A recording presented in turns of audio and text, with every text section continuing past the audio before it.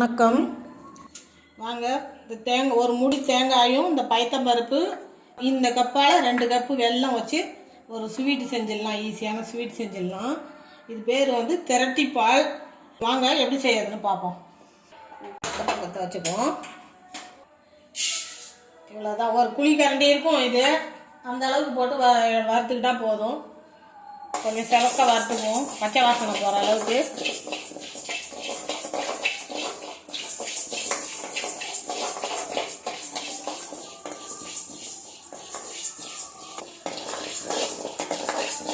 வறுபட்டுருச்சு.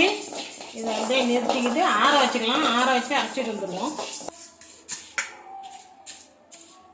ஆறிடுச்சு. இது கூட 2 ஏலக்காய் போட்டு அரைச்சிடுவோம். அது கூடவே தேங்காயும் போட்டு நல்லா நைஸாக அரைச்சிக்கிட்டு வந்துடலாம். ரெண்டையும் ஒன்றா சேர்த்து நல்லா நைஸாக அரைச்சாச்சு. அடுப்பு பற்ற வச்சுக்கலாம். ஒரு வானல் வச்சுக்கலாம். கொஞ்சமாக நெய் விட்டுக்கலாம். ஒரு 5-6 முந்திரி பருப்பு எடுத்து வச்சுருக்கேன். இதை வறுத்துக்கலாம்.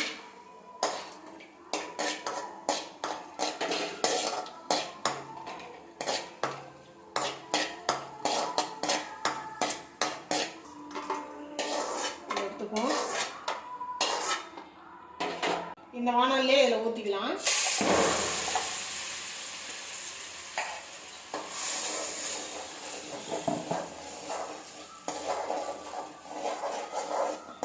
தீ மீடியமாக வச்சுக்கிட்டு அடி பிடிக்காத கிண்டி விடணும். கூடவே இந்த நாட்டு சர்க்கரை கலந்துக்கலாம். இதில் மண்ணெல்லாம் இருக்காது, சுத்தமாக இருக்கும். அதனால் அப்படியே கலந்துக்கலாம்.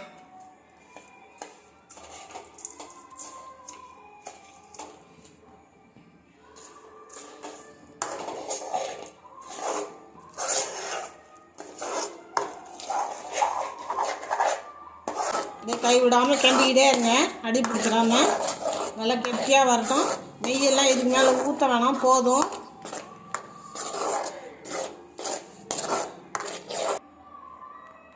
இனிப்பு தூக்கி கொடுக்கறதுக்கு கொஞ்சமாக உப்பு லைட்டாக போட்டுக்குங்க.